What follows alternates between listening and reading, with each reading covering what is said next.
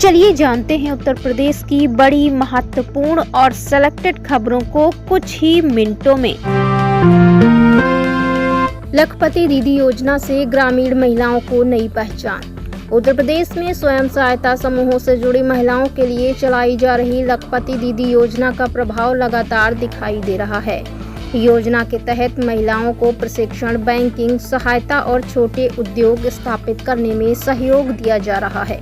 कई जिलों की महिलाएं डेयरी, सिलाई, खाद्य प्रसंस्करण, हस्तशिल्प और अन्य स्वरोजगार गतिविधियों के माध्यम से सालाना 1 लाख रुपए या उससे अधिक की आय अर्जित कर रही हैं। इससे ग्रामीण परिवारों की आर्थिक स्थिति मजबूत हुई है और महिलाओं का आत्मविश्वास भी बढ़ा है।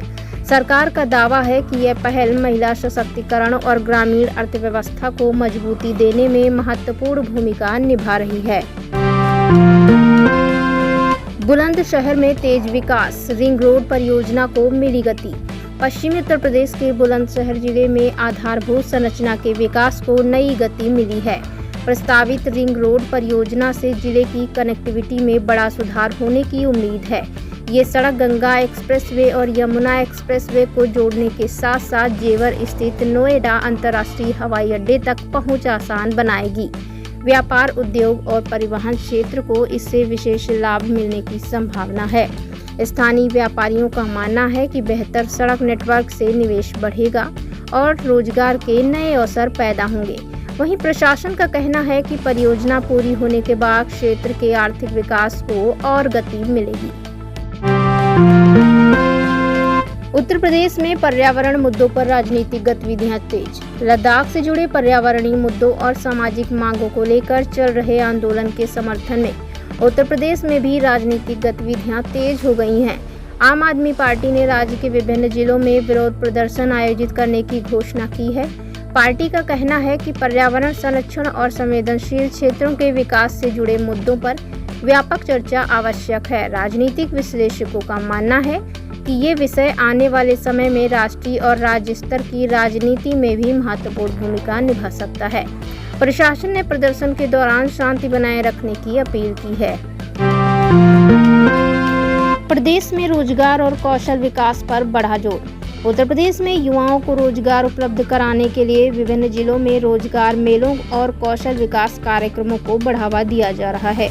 उद्योगों की जरूरत के अनुसार युवाओं को प्रशिक्षण देकर निजी और औद्योगिक क्षेत्रों में रोजगार उपलब्ध कराने का प्रयास किया जा रहा है। रोजगार विशेषज्ञों का मानना है कि यदि प्रशिक्षण और उद्योगों के बीच बेहतर समन्वय बना रहा तो युवाओं को स्थानीय स्तर पर अधिक अवसर मिलेंगे और पलायन में भी कमी आ सकती है।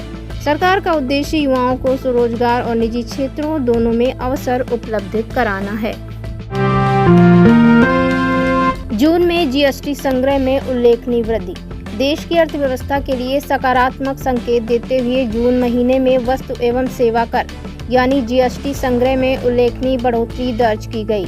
आधिकारिक आंकड़ों के अनुसार जीएसटी संग्रह लगभग 1.95 लाख करोड़ रुपए तक पहुंच गया, जो पिछले वर्ष की तुलना में बेहतर प्रदर्शन दर्शाता है। विशेषज्ञों का मानना है कि बढ़ती आर्थिक गतिविधियों, बेहतर कर अनुपालन और आयात से प्राप्त राजस्व ने इस वृद्धि में महत्वपूर्ण योगदान दिया है। वहीं सरकार का कहना है कि मजबूत कर संग्रह से विकास परियोजनाओं और सार्वजनिक निवेश को गति मिलेगी। देश में महिला सुरक्षा पर फिर तेज हुई बहस। हाल ही में एक जघन्य अपराध की घटना के बाद पूरे देश में महिला और बाल सुरक्षा को लेकर बहस तेज हो गई है। सामाजिक संगठनों ने कानून के प्रभावी क्रियान्वयन, त्वरित न्याय और पुलिस व्यवस्था को मजबूत बनाने की मांग की है। विशेषज्ञों का कहना है कि केवल कठोर कानून की पर्याप्त नहीं है, बल्कि जागरूकता, बेहतर जांच व्यवस्था और समयबद्ध न्याय भी उतनी ही आवश्यक है। इस घटना के बाद महिलाओं और बच्चों की सुरक्षा को लेकर विभिन्न स्तरों पर समीक्षा और चर्चा जारी है। बाकी दोस्तों, आपकी इस विषय में क्या राय है, कमेंट बॉक्स में जरूर बताएं। उत्तर प्रदेश में मानसून कमजोर। उत्तर प्रदेश में इस समय मानसून की रफ्तार धीमी पड़ गई है, जिससे प्रदेश के अधिकांश हिस्सों में उमस भरी गर्मी ने लोगों की परेशानी बढ़ा दी है। मौसम विभाग के अनुसार राज्य में अब तक सामान्य से कम वर्षा दर्ज की गई है। बता दें कि लखनऊ, कानपुर, प्रयागराज, वाराणसी, आगरा और आसपास के क्षेत्रों में दिन भर तेज धूप और नमी के कारण लोगों को भारी असुविधा का सामना करना पड़ रहा है। हालांकि मौसम विभाग ने अगले कुछ दिनों में 30 से अधिक जिलों में अच्छी बारिश की संभावना जताई है। कृषि विशेषज्ञों का कहना है कि यदि जल्द पर्याप्त वर्षा नहीं हुई तो धान सहित खरीफ फसलों पर असर पड़ सकता है। प्रशासन ने किसानों को मौसम संबंधी सलाह का पालन करने और जल संरक्षण पर ध्यान देने की अपील की है। इस मामले में दायर याचिका में सीबीआई या एसआईटी से जांच कराने की मांग की गई है। याचिकाकर्ता का कहना है कि राम मंदिर को मिले दान के प्रबंधन में पारदर्शिता सुनिश्चित की जानी चाहिए। दूसरी ओर मंदिर ट्रस्ट ने सभी आरोपों को निराधार बताते हुए कहा है कि वित्तीय लेन देन निर्धारित नियमों के अनुसार किए गए हैं और सभी रिकॉर्ड सुरक्षित हैं। ये मामला प्रदेश ही नहीं बल्कि राष्ट्रीय स्तर पर भी चर्चा का विषय बना हुआ है। आने वाले दिनों में सुप्रीम कोर्ट में इस याचिका पर सुनवाई होने की संभावना है, जिस पर